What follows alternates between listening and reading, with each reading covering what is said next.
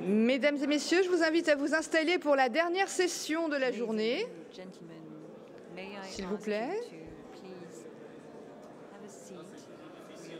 C'est toujours difficile, oui.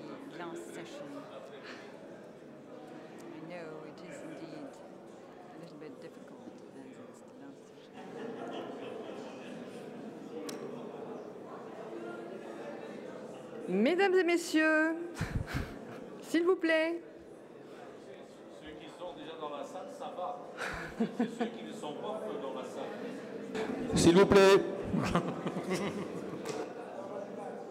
Pardon? Bah là, en fin de journée, je peux comprendre. Allez, encore un peu de patience, parce que là, on a une super présentation, donc il y a une vision européenne qui est présentée par Nick, du BIPAR, qui vient spécialement de Bruxelles avec plein de nouvelles pour nous pour 2023. Donc, si Nick veut bien venir nous présenter son roadmap. Nick? Nick, you have the floor. Merci Nathalie.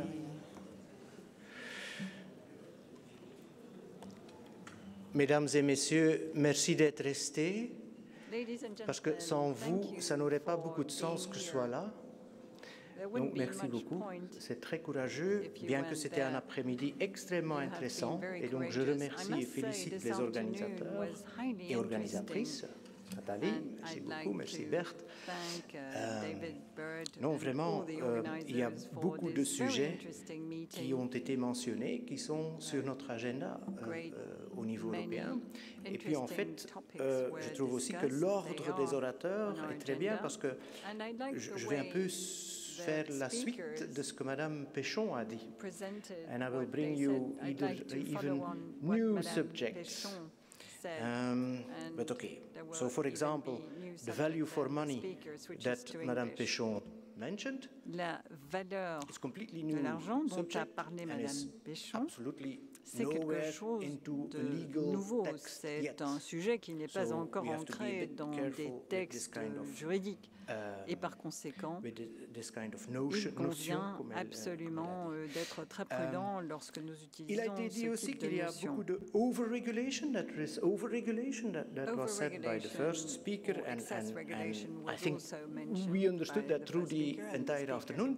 But what I believe is C'est that quelque what chose is dont even nous worse pourrions parler is tout l'après-midi, ever-changing d'ailleurs, regulation. cette surrégulation, mais il y a aussi des changements très fréquents de la réglementation.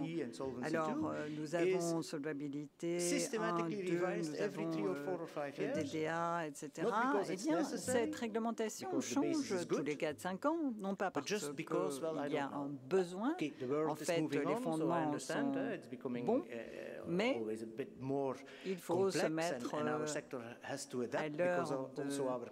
ce qui se passe à l'extérieur, c'est-à-dire que le monde est changeant, les choses sont complexes, les clients nous demandent également de nous adapter au monde moderne, mais les textes tels que DDA ou encore Solvabilité 2, eh bien, en fait, ce sont des changements qui sont intervenus et il me semble que les législateurs devraient en quelque sorte être plus confiants dans ce qu'ils ont rédigé il y a plusieurs années et plutôt que de modifier la réglementation, ils devraient peut-être intervenir au niveau de la surveillance, au niveau donc en quelque sorte de la vérification de ce qui se passe plutôt que d'opter pour une approche aussi intrusive qu'une nouvelle réglementation. Alors, permettez-moi de rapidement, en quelque sorte, dire quelques mots qui sont en fait une mise à jour par rapport à ce que je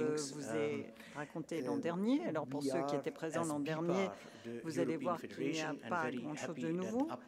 La BIPAR et la Fédération européenne des intermédiaires d'assurance et financiers, et je tiens à dire que l'APCAL est un excellent contributeur aux travaux de la BIPAR.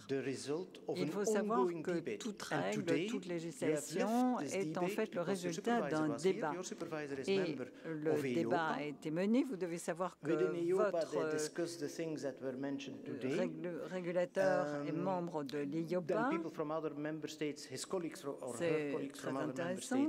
Les autres régulateurs des différents États membres de l'Union européenne échangent des informations. Ils se rencontrent également à l'AIS, qui est l'Association internationale des superviseurs d'assurance, l'AIS.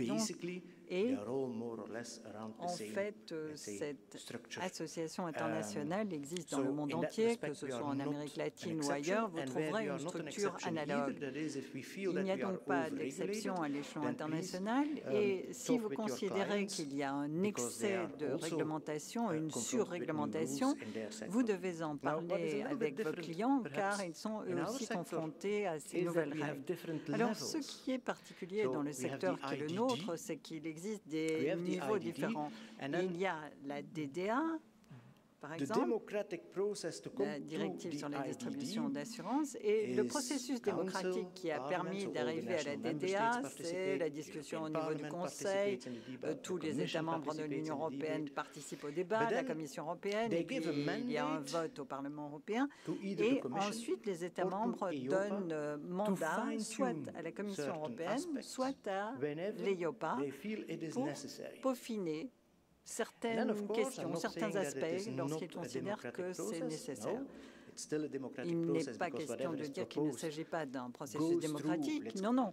En fait, il s'agit bien d'un processus démocratique, puisque la proposition est soumise à une procédure et les députés européens peuvent mettre le holà s'ils le souhaitent. Mais il y a parfois un mandat qui n'est pas défini de manière très claire et le régulateur va peut-être interpréter le mandat de manière plus générale alors que cela n'était peut-être pas prévu. Et si au départ quelque chose ne semble pas être très intrusif, il y aura peut-être un impact considérable au niveau du marché. Par conséquent, nous devons suivre les choses de très près. Et aujourd'hui, par exemple, la discussion sur les DGA, eh bien, ça m'a paru très intéressant parce qu'il faudra en tenir compte au niveau du débat européen. Et c'est la raison pour laquelle une réunion telle que celle qui se tient aujourd'hui est une réunion de lobbying, en quelque sorte, puisque vous participez à ce rôle de lobbying à l'intention des autorités de surveillance dans les différents États membres. Alors, je crois vous avoir déjà présenté cette diapo. Alors, nous avons différents éléments, des éléments qui sont en quelque sorte des éléments phares. Alors, CMU, c'est quoi? C'est l'Union européenne des marchés des capitaux. Et cette Union des marchés des capitaux doit veiller à ce que au niveau du détail, des activités bancaires de détail, il serait bon que ceux qui épargnent investissent directement dans les industries, dans les différents secteurs. Ces éléments phares ont été conçus en 2019. Alors depuis, il y a eu la pandémie de Covid.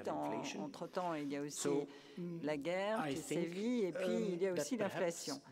Alors, la conception aurait probablement été légèrement différente si ces différentes initiatives phares avaient été conçues dans d'autres circonstances, mais le monde continue à tourner et l'Union des marchés des capitaux continue à progresser. Vous avez donc les différents éléments qui l'accompagnent, la stratégie des services d'investissement et aussi les questions de durabilité. Je vais vous présenter ces différents éléments phares. Que veut faire l'Union européenne? L'Union européenne veut veiller à ce que la législation dans tous les secteurs, y compris le nôtre, apporte des solutions dans le long terme à différents aspects, à différents défis, par exemple la démographie vieillissante, la question du respect de la vie privée, la question de la fraude, la question aussi de la cybercriminalité. Enfin, vous voyez que l'Union européenne a essayé d'apporter des informations. Le PEP, par exemple, le produit pan-européen d'épargne retraite, eh bien, ce n'est pas pour l'heure un succès, mais c'est un élément de référence pour le long terme. Peut-être que le PEP peut être utilisé comme laboratoire et nous permettra de concevoir d'autres concepts. Sur cet aspect, je suis très positif en ce qui concerne l'Europe, même si il est vrai qu'il y a parfois un excès de réglementation. Et la BIPAR, conjointement avec les associations nationales membres, essaye de mettre en avant des éléments de la réalité. Nous veillons à ce qu'il y ait une proportionnalité dans les décisions qui sont prises. Et c'est d'ailleurs la raison pour laquelle vous êtes présents ici aujourd'hui. Car si nous n'avions pas été présents en tant que représentants du secteur, je ne suis pas convaincu que vous seriez aussi nombreux ici dans la salle aujourd'hui. Alors, vous savez que depuis le 2 août, vous êtes obligé d'avoir une discussion avec votre client. Ce sont les exigences de la directive sur la distribution d'assurance. Vous devez expliquer qu'il y a différents types de produits, les différentes primes, etc., les différentes politiques, les différentes polices. Et vous devez expliquer également différentes choses, vous devez apporter des conseils et bien entendu, il y a des règles. Vous devez donc apporter des conseils sur votre site Internet, mais de manière générale, la priorité principale, c'est qu'il y ait un bon retour sur un produit. Par conséquent, les questions de durabilité ou de pérennité, vous ne pourrez en discuter avec votre client qu'à partir du moment où vous savez pertinemment ce qu'est un produit durable en termes de retour. Donc ça, c'est ce qui a été décidé, qui s'applique à partir du 2 août. Alors, vous savez dorénavant que ces produits existent, mais le problème qui se pose, c'est que ce n'est qu'à partir du 1er janvier que les fabricants seront obligés d'apporter des informations concernant la fabrication de leurs produits. Et cette information vous permet d'assurer et de vérifier que le produit est bien conforme à ce que le client recherche. Alors, si vous entamez des discussions avec votre client sur la pérennité de l'énergie nucléaire, bon, ça c'est une autre question. En tout cas, à partir du 1er janvier, il y aura des informations concernant les produits qui sont conformes à l'article 8 et à l'article 9. Est-ce que ces produits sont verts, plus verts, moins verts? Donc jusqu'à cette date-là, attention à ne pas passer au vert absolument tous les produits et soyez très précis dans les informations que vous apportez à votre client. Examinons à présent la stratégie des services d'investissement pour les produits de détail. Alors, y aura-t-il une révision de la DDA dans les prochains mois? Non.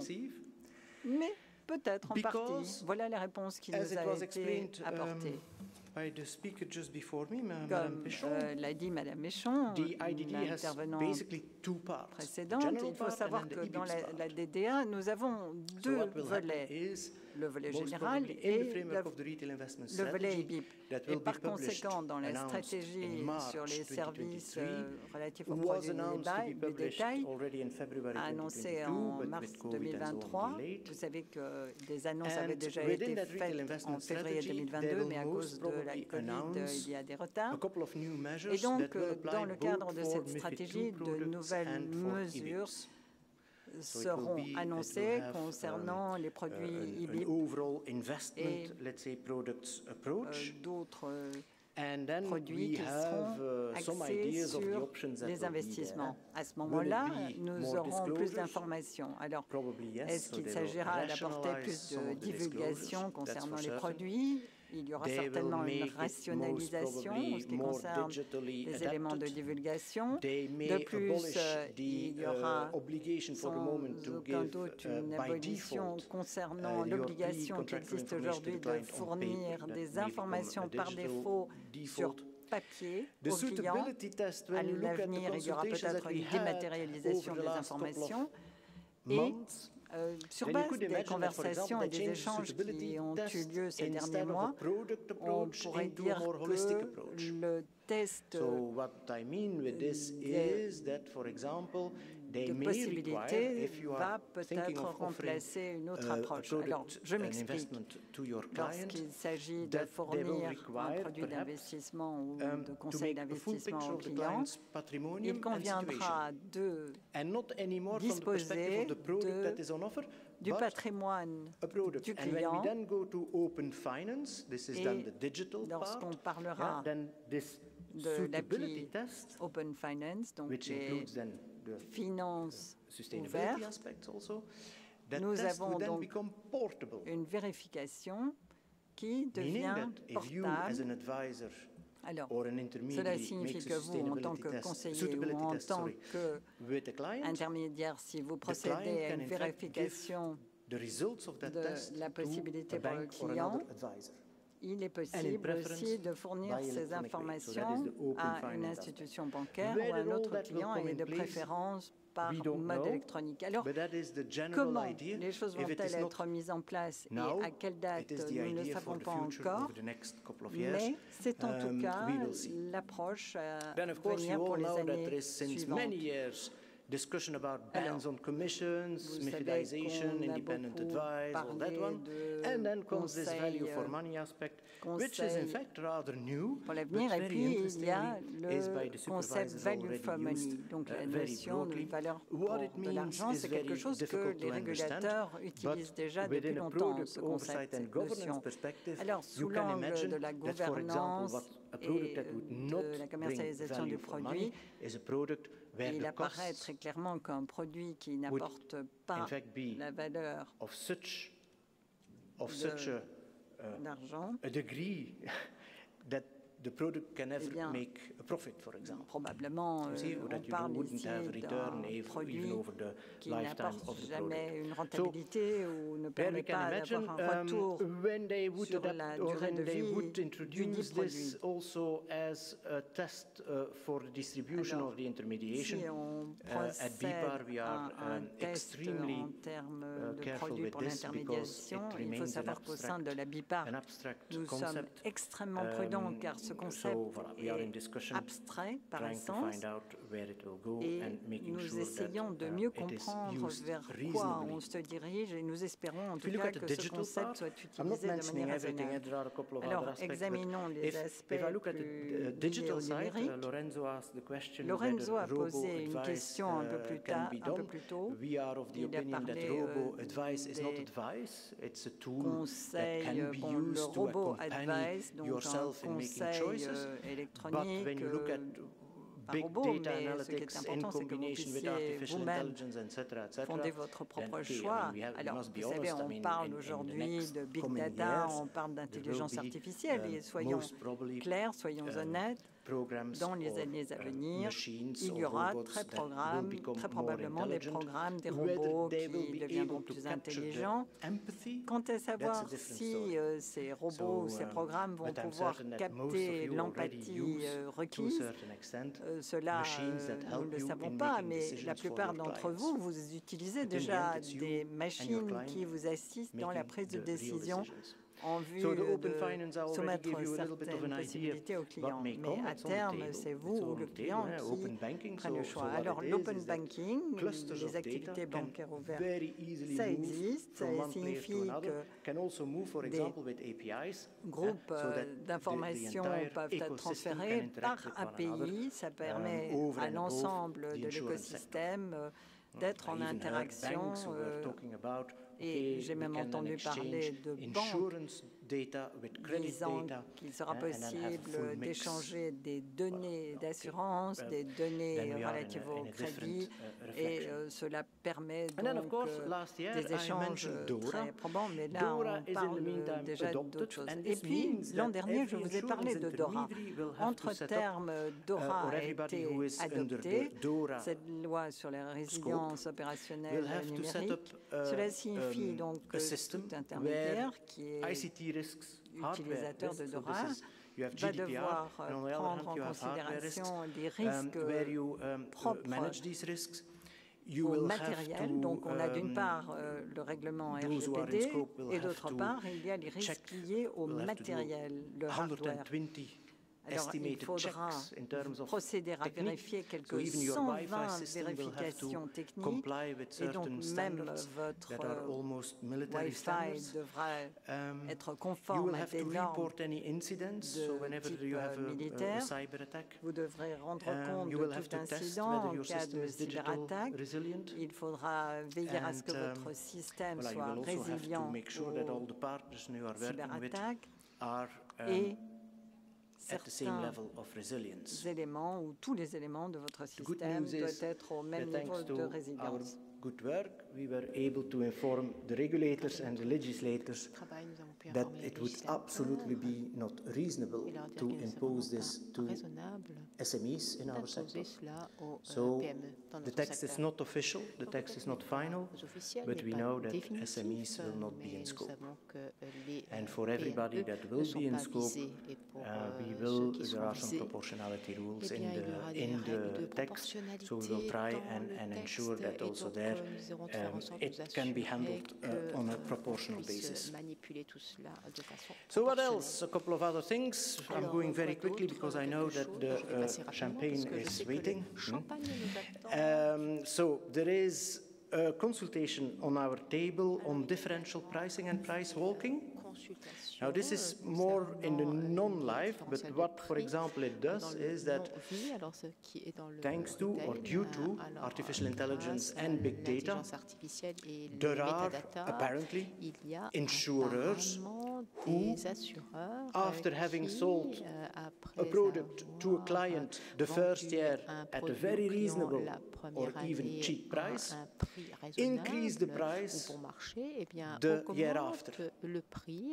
Or who, for example, offer a price that has nothing to do with the risk, but, for example, will, as certain other traders on the internet do, will, for example, detect with what kind of computer you buy the product, and depending upon the brand of the computer, they will give you or ask you a higher premium than what they would ask to somebody who uses a more, let's say, general or more generic computer.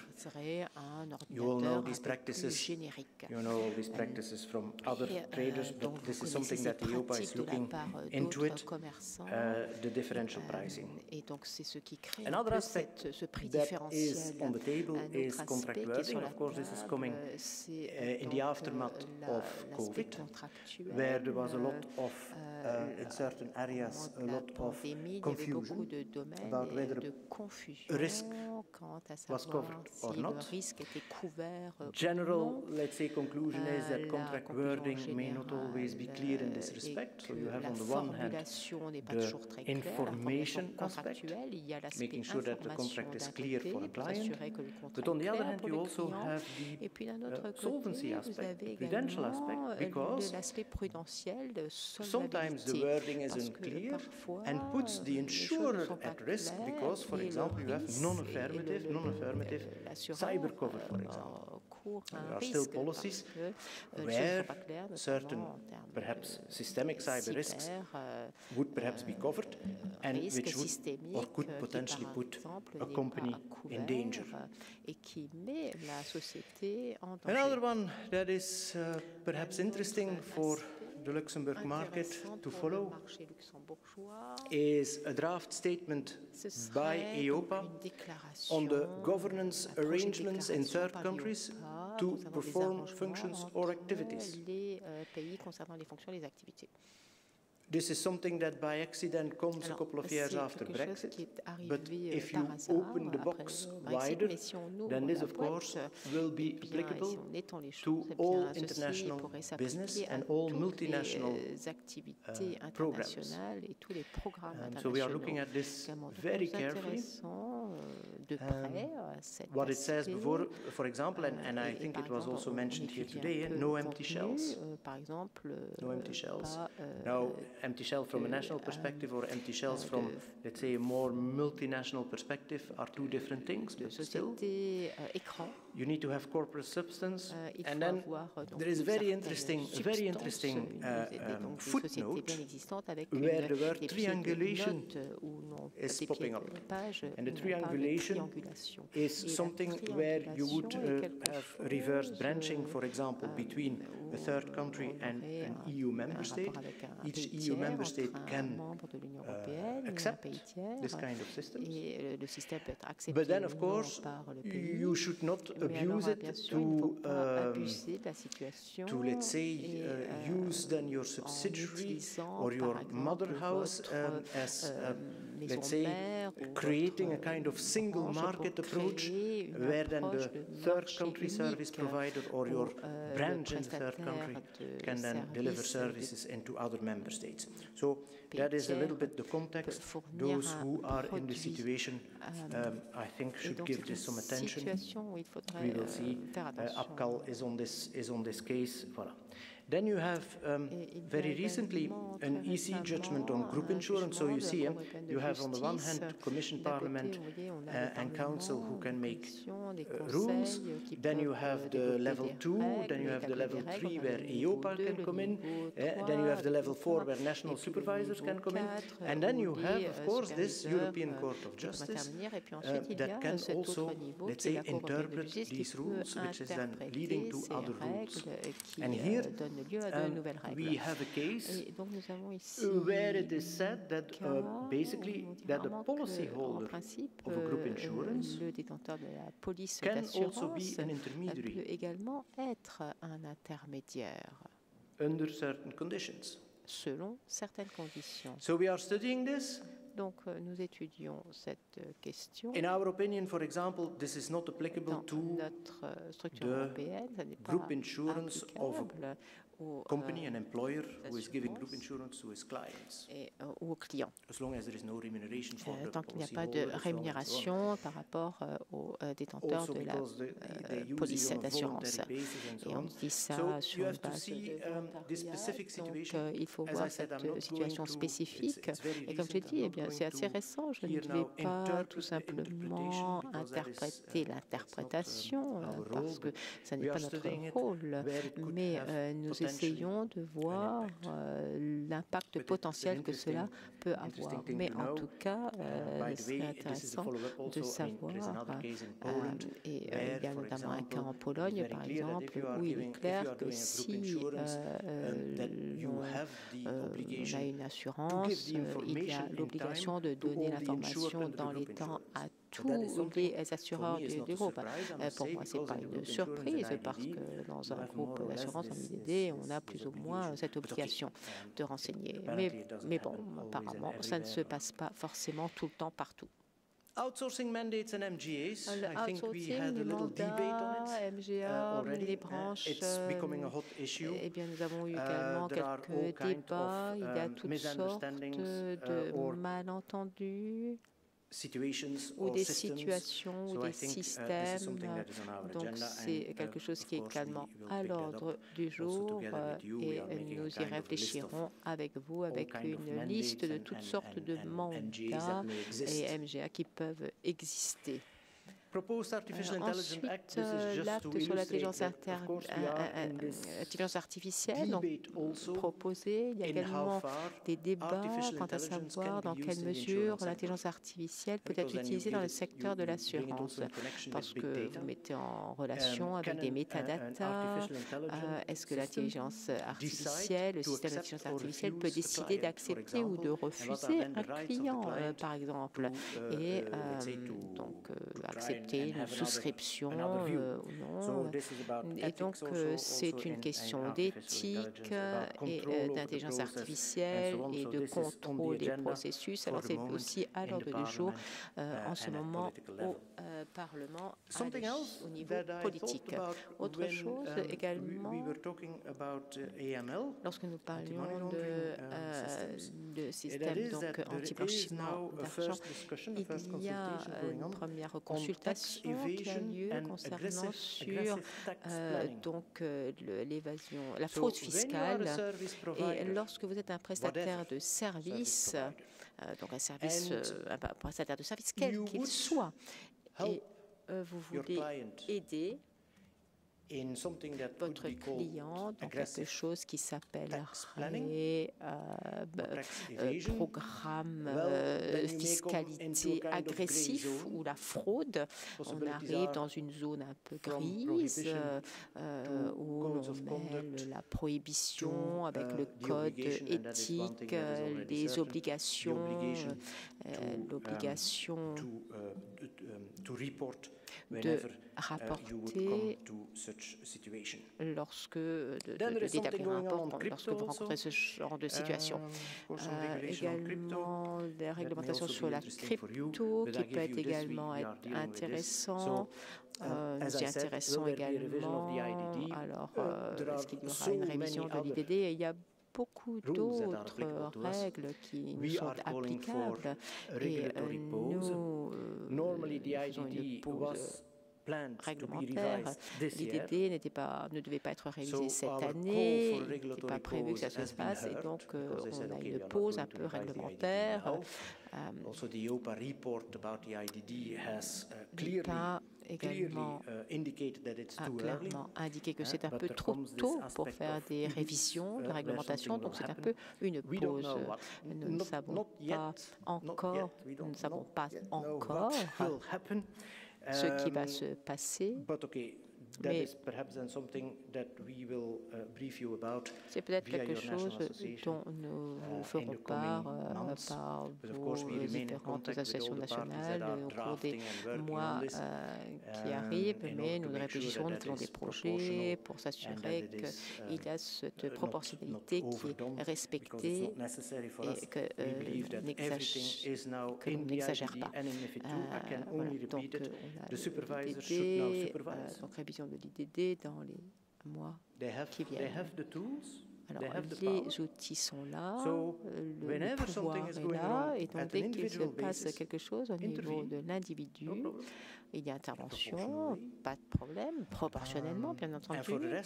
Et pour le reste, eh bien, on laisse le marché faire son œuvre. Et nous sommes maintenant dans un environnement de protection du consommateur assez sain. Et à nouveau, nous devons adapter cet aspect de la durabilité et nous devons également aider, s'assurer que les personnes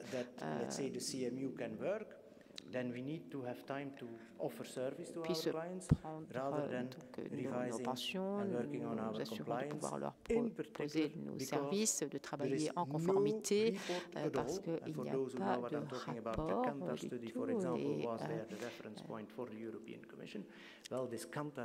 tout. Et donc ce rapport de 150 pages ne donne aucune indication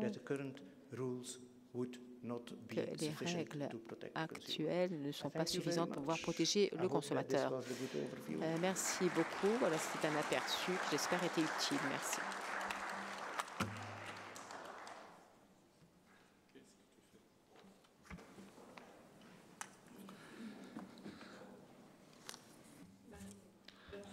Un grand merci, Nick. Always a pleasure to have you. C'est toujours un plaisir de summary of ages of work in 20 minutes. Alors, un résumé d'années de travail, résumé en 20 minutes. How do we see the ecosystem? Voilà, je ne sais pas comment est-ce que l'on voit l'écosystème. We see the ecosystem for the walking dinner within 10 minutes. L'écosystème qui va nous emmener jusqu'au... Oh, tu avais encore autre chose à dire, là? Dans quelques minutes. Ah, la boîte... C'est pas une boîte vide, hein? C'est out of the box thinking. It's not an empty box. Oh non, ça, on passe, oui, voilà. Okay, let's skip that. Merci à tous ceux qui sont encore là. Also for our English guests, they tell me et bien that sûr pour les invités qui sont éloignés, et donc ils nous ont dit que ces gens ont fait un très bon travail. Merci, merci à vous. Nathalie, Vincent, Valérie, j'ai pas prévu des fleurs. Vincent, Mais je te donne des fleurs que tu ne t'imagines pas. Merci. Très bel après-midi.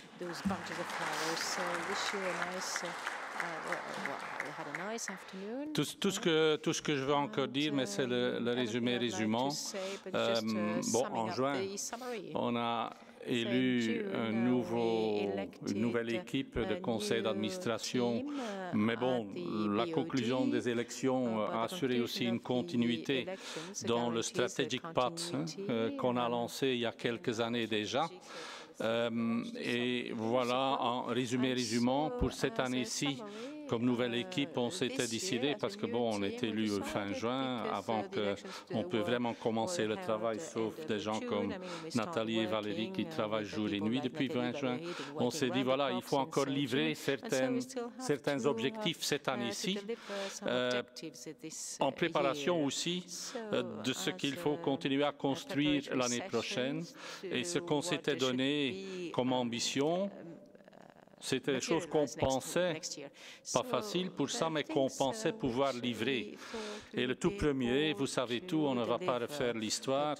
Début de cette année-ci, on était quand même encore un peu en petite querelle ou en grande querelle avec le commissaire aux assurances sur un sujet qui nous touche, c'est le coût, c'est le prix qu'on doit payer pour pouvoir exécuter notre métier.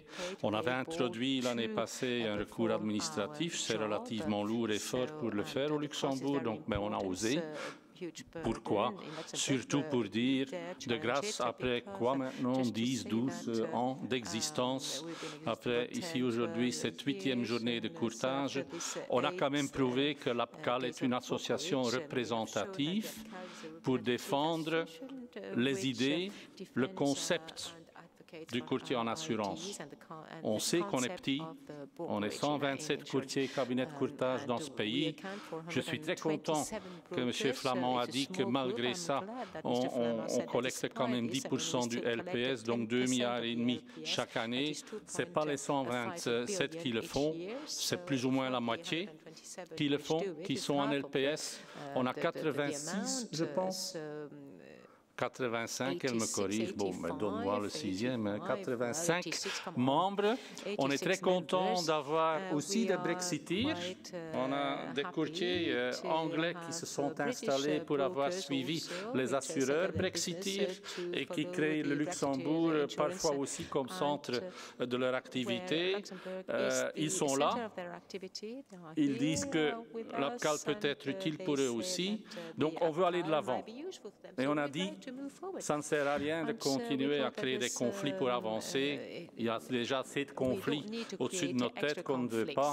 Donc, mon père m'a toujours appris, if you can't beat them, join them. Et voilà, c'est ce qu'on s'est dit, c'est pas qu'on était les grands ennemis, mais on s'est dit, première ambition d'ici fin de l'année, avec le commissaire d'assurance, avec l'ACA, les deux grands stakeholders dont nous avons besoin pour aussi faire évoluer notre métier, entendons-nous sur un certain nombre de chantiers. Bon, vous avez eu droit aux chantiers que le commissaire d'assurance nous annonce dans la continuité. Avec l'ACA aussi, on parle pour chercher des terrains où on peut créer des synergies pour créer des bénéfices, des avantages pour tous les partis. Éviter des doubles emplois, éviter des confusions. Si on fait tout ça, c'est aussi des mesures de mitigation de risques, c'est prévention pour éviter des incidents qui ne sont pas nécessaires. On estime qu'on va livrer cette ambition et cette promesse et je pense qu'on est en plein dedans. Le deuxième, bon, ça c'est à la demande du commissaire aux assurances, on a dit oui, le GAFI est extrêmement important pour le Luxembourg, cette visite. C'est une fois tous les 10 ans qui passe. C'est cette fois, bon, ça a été reporté 2-3 fois. Ils viennent du 12 au 18 novembre, tout le pays sous le grand stress. On a dit on va aider pour réussir. et on est en plein dedans. Le troisième, DDA, comme tu dis, nous on dit IDD tout. Oui, on n'a pas attendu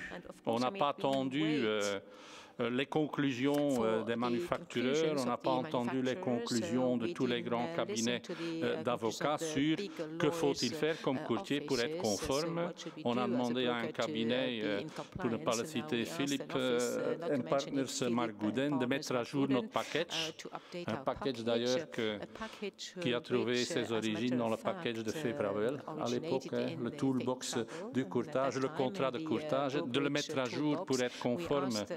Je pense qu'on peut dire aujourd'hui que c'est la semaine prochaine ou la semaine après que ce sera diffusé. On a validé, on a mis le stamp et le package est disponible pour tous ceux qui sont déjà abonnés au package et c'est peut-être l'occasion pour ceux qui ne le sont pas de faire le opting-in et d'acheter le package. Donc, livré, on n'a plus rien à faire après aujourd'hui, hein, c'est ça la bonne nouvelle cette année-ci.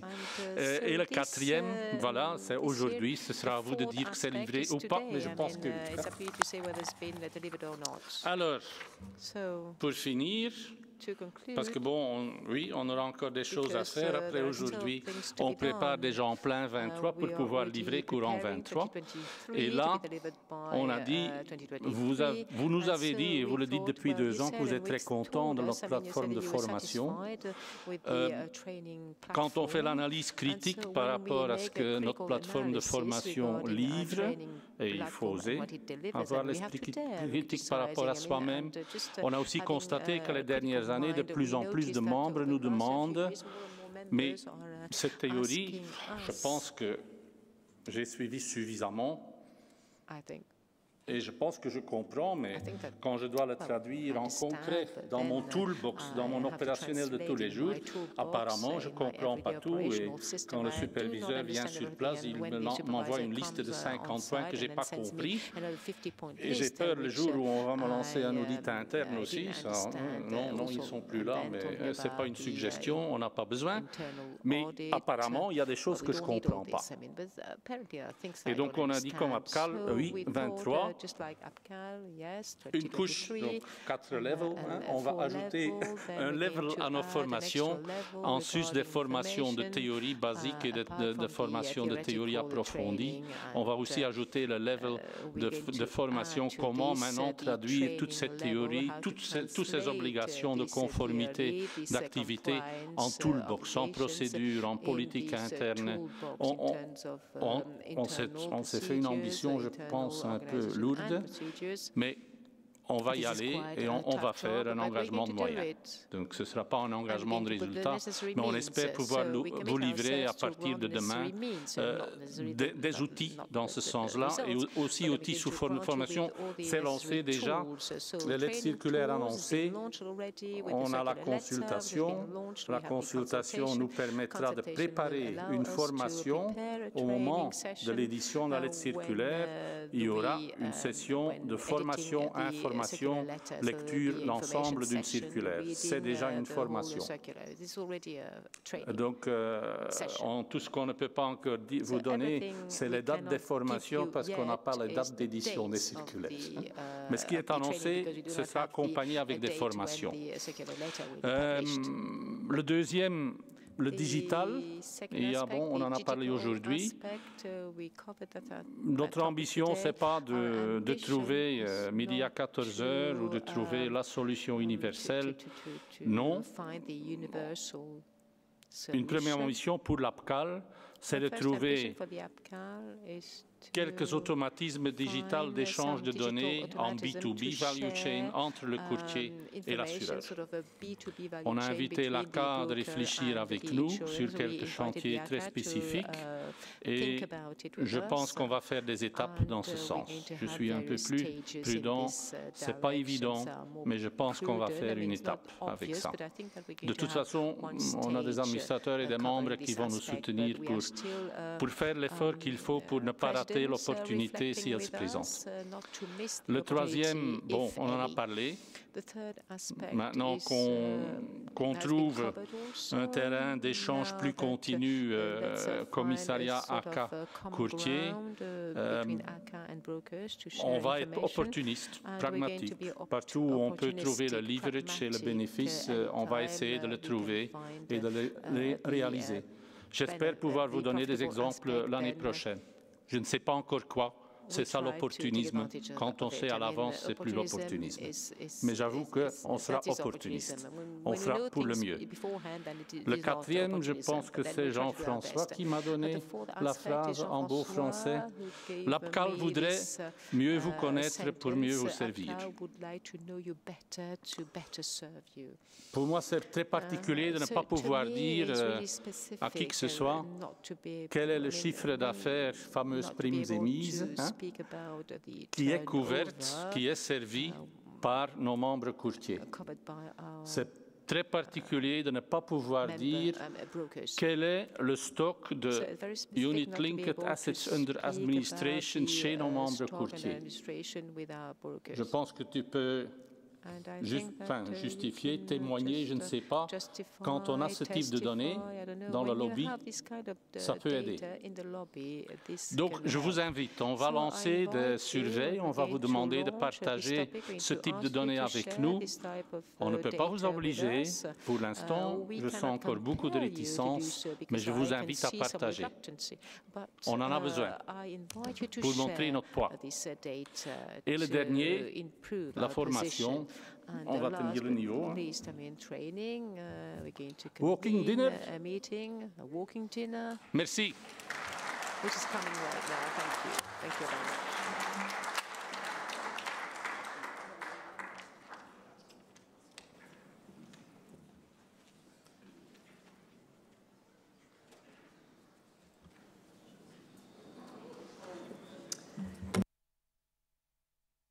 C'était l'inverse. Merci à tous pour votre participation. Et comme disait Berthe, mieux vous connaître pour mieux vous servir. On ne serait rien sans nos membres, sans nos partenaires, sans nos sponsors. Donc au plaisir de vous voir tout à l'heure pour un petit verre. Et puis l'année prochaine pour la prochaine journée du cortège. Et puis en attendant, n'hésitez jamais à nous contacter. Bien sûr. Bonne soirée à tous. We will meet again next year at the Brokers' Day. Thank you.